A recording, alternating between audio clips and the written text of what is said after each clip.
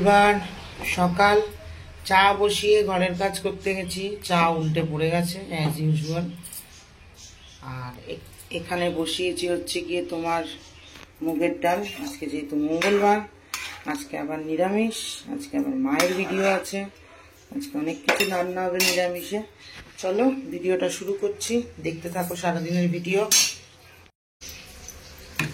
এই যে ডাল হয়ে গেছে, মুগ ডালটা এবার সম্বাদ দিয়ে দেবো। ঘন ঘন করে মুগ ডাল করবো। আজকে আমার কোনো কাজ হয়নি জানো, সকালবেলা উঠতে দেরি হয়ে গেছে, মানে মোহকে স্কুল পাঠিয়ে আমি একটু শুয়ে পড়েছি। ডালটা একটু ফুটুক।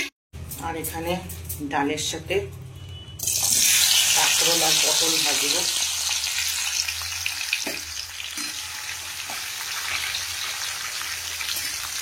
বসিয়েছি দুধ গরম। এই হচ্ছে কাঁকরোল, এই জল করছিস কেন, পটল ভাজা।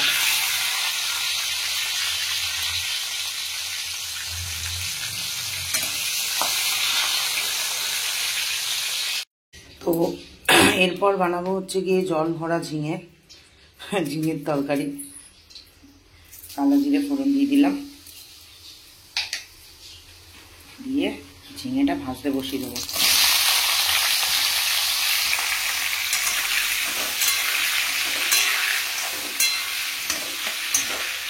যেমন তেমন করে ঝিঙে কাটা যাবে। আর এদিকে ভেজানো রয়েছে মটর ডাল।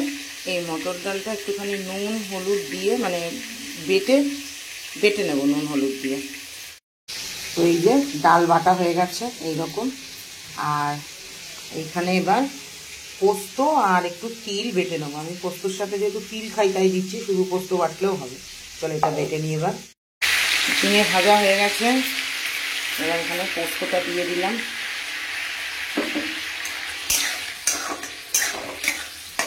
দাঁড়াও, আরও একটু পোস্ত আছে, এটাকে পুরো করে এটা ধুয়ে দেবো। তার মধ্যে নুন মিষ্টি দেবো, নুন মিষ্টি জল সব দেওয়া হয়ে গেছে, পোস্ত টোস্ত।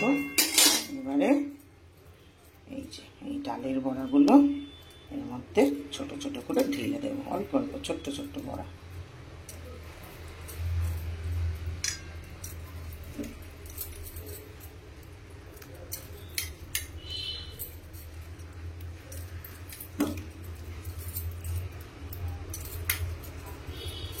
আমার আজকে জানো শরীরটা একদম ভালো লাগছে না, প্রচন্ড মাথা ঘুরাচ্ছে।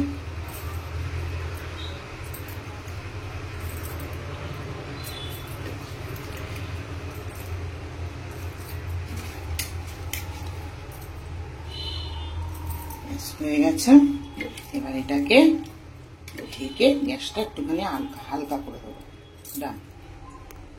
তো আমার মোটামুটি রান্না কমপ্লিট হয়ে গেছে, এখন শুধু আর সোয়াবিনের তরকারিটা করবো, তাহলেই হয়ে যাবে। আর মা লাইট জ্বলে না কেন, আর মা এসে তোমার একটুখানি পুর ভরা চাল কুমড়ো করবে। আর আজকে আমার শরীরটা ভালো নেই, তার কারণ হচ্ছে গিয়ে আমি সাবু খুব একটা খেতে চাই না, কারণ আমার খুব ভালো লাগে খেতে, কিন্তু আমার এক তো গা পাকায়, কারণ আমি মিষ্টি যেহেতু খাই না সেই কারণে আমার গা পাকায়। দ্বিতীয় জিনিস হচ্ছে গিয়ে আমার মানে সাবু খেলে না প্রচণ্ড পরিমাণে তোমার কেন একটা গা হাত পা টাইপের ব্যথা করে। সাবু আম আমি বেশি খেতে পারি না। কালকে সব কিছু দিয়ে মেখে খেয়েছি, সেই যে মানে আমার গাটা পাকানো ধরেছে না, অস্বস্তি হয়ে যাচ্ছে শরীরের মধ্যে। সকালবেলা উঠে চাটা খেলাম, চাটাও পুরোটা খেতে পারিনি জানো না, এমন অবস্থা। তো আজকে জিমে যাওয়ার আগে আমাকে একটু কিছু খেয়ে যেতে হবে, নইলে আমার মানে বমি হয়ে যাবে, গাটা পাক দিচ্ছে। তো যাই হোক, একটা কথা আমি একটুখানি বলে দিই। আমাকে অনেকে মেসেজ করছে, অনেকে বলছে যে শ্রাবণ মাস তো শুরু হচ্ছে 18ই জুলাই থেকে। হ্যাঁ ঠিকই বলেছো, আমরা বাংলা ক্যালেন্ডার আর ইংলিশ ক্যালেন্ডার এই দুটো ক্যালেন্ডার তো মানি। এছাড়াও আমাদের হিন্দুদের আরও একটা ক্যালেন্ডার আছে, হ্যাঁ, যেটা পূর্ণিমা টু পূর্ণিমা এইরকমভাবে ওটার মানে চন্দ্র অনুযায়ী রোটেশন অনুযায়ী ওটার হিসেব হয়। তো সেই অনুযায়ী তোমার শ্রাবণ মাস পড়েছে বুদ্ধ পূর্ণিমার পরের দিন। এবার আমি বাঙালি, অনেকে বলবে তুমি কেন হিন্দু ক্যালেন্ডার মেনেছো। আমিও বাংলা ক্যালেন্ডারও মানি না, আমরা সবাই ইংলিশ ক্যালেন্ডারই মানি। এবার ব্যাপারটা হচ্ছে গিয়ে আমি নর্মালি শ্রাবণ মাসে যে কোনো একটা সোমবার 4টে সোমবার করি, অত নিয়ম কানুন মেনে কিছু করি না।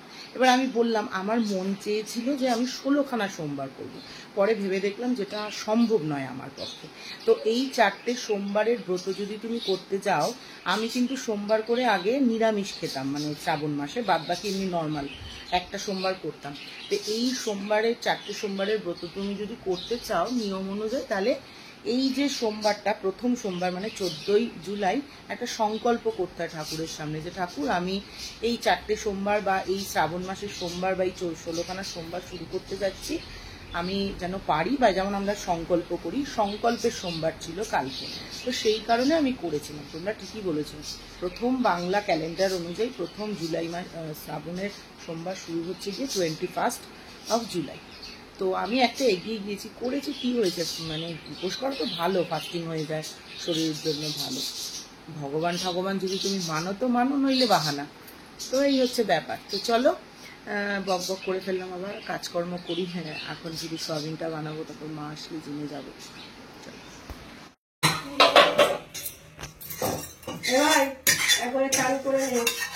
একটু মাখা মাখা হলে নামাবে, একদম মাখা মাখা। এটা কি ঝিঙা বড়া দিয়ে করেছিস?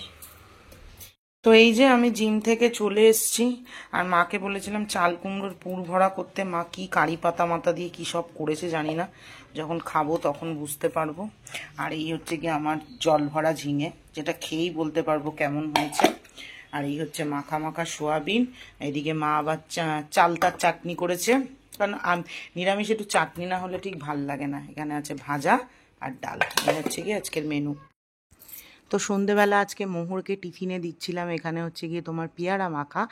আর এই পেয়ারাটার মধ্যে কিন্তু ভেবো না যে প্রপার লঙ্কার গুঁড়ো দিয়েছি, একটু কাশ্মীরি লঙ্কার গুঁড়ো দিয়ে দিয়েছি। আসলে মোহরকে পেয়ারা বা ফল খাওয়াতে গেলে একটুখানি মানে একটু নোনতা নোনতা একটু ঝাল ঝাল করে দিতে হয়, না নইলে না ও খেতে চায় না।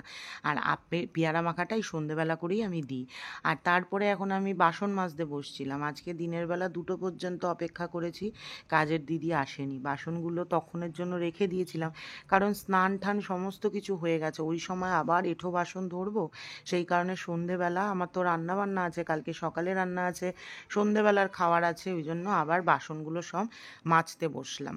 তো বাসন টাসন মাজা হয়ে গেল, তারপরে 1 কাপ চা করে নিলাম নিজের জন্য। চা খেয়ে আবার রাত্রিবেলার খাবার করতে হবে। এদিকে মোহরের টিচার চলে এসছে, আর আমি বারান্দায় বসে এখানে আলুগুলো কেটে নিচ্ছিলাম। যদিও এখানে ক্যামেরাটা আমি ঠিকঠাক করে সেট করতে পারিনি। আজকে একটুখানি লুচি বানাবো, অনেক দিন থেকে নীলাদ্রি লুচি খেতে চাইছে, যেহেতু আমি ময়দাটা ঠিক খেতে পারি না। লুচি পরোটাটা এখন আমাদের প্রায় উঠেই গেছে বলা চলে, তো এখন করতে হয় মাঝে মাঝে। আর সব সময় জানো তো আটার পরোটা খেতে ভালোও লাগে না, আমার জন্য সকলে খায়, কিন্তু এক এক সময় তো ইচ্ছে করে। তো এখানে ওই কালো জিরে কাঁচা লঙ্কা দিয়ে সাদা আলুর তরকারি বানাচ্ছিলাম, সুন্দর করে একটু আলু ঠালুগুলো ভেজে নিয়ে।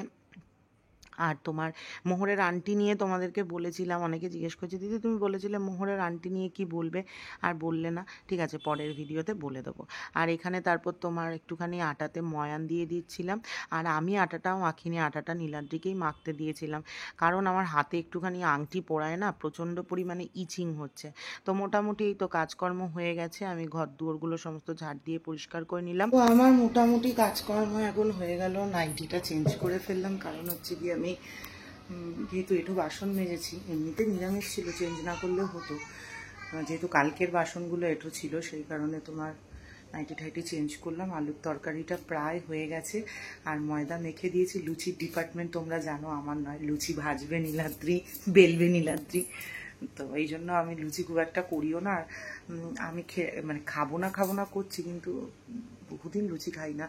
তো আমি বলেছি আমি রাত্রিবেলা ময়দা একদম খেতে পারি না, রাত্রিবেলা কি এখন ময়দা একদমই খেতে পারছি না।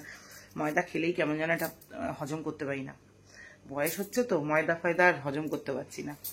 তো কালকে আবার আমার ভিডিও আছে, কি রান্না করব সেই এখন থেকে ভাবছি। মাছ টাছ তো কিছু বার করে রাখতে পারছি না, কালকে রান্না করতে খুব অসুবিধা হয়ে যাবে আমার, কারণ সকালবেলা মাছ বার করে সেই মাছ তোমার মানে জল বরফ গলিয়ে রান্না করাটা খুব চাপের।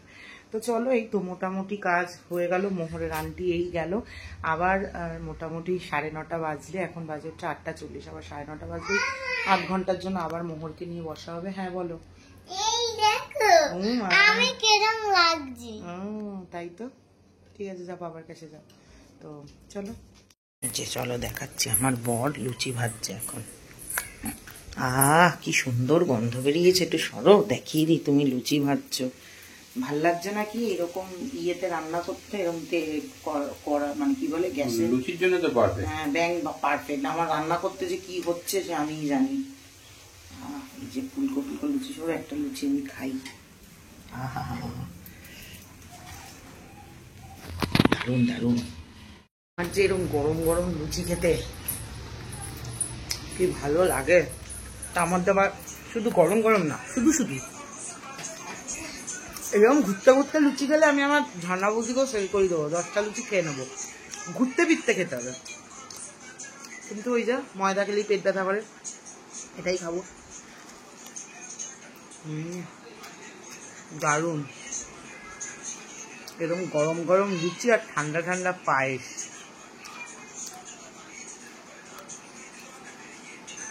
একদিন খাওয়ার আসলে খাবো। হ্যাঁ, অনেক লুচি আর কষা মাংস খেতে বলছে, আমার খুব একটা ভালো লাগে না।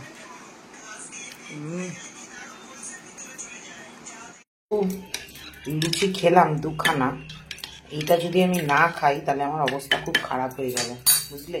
ঠিকই আমার জীবনের কি বলবো,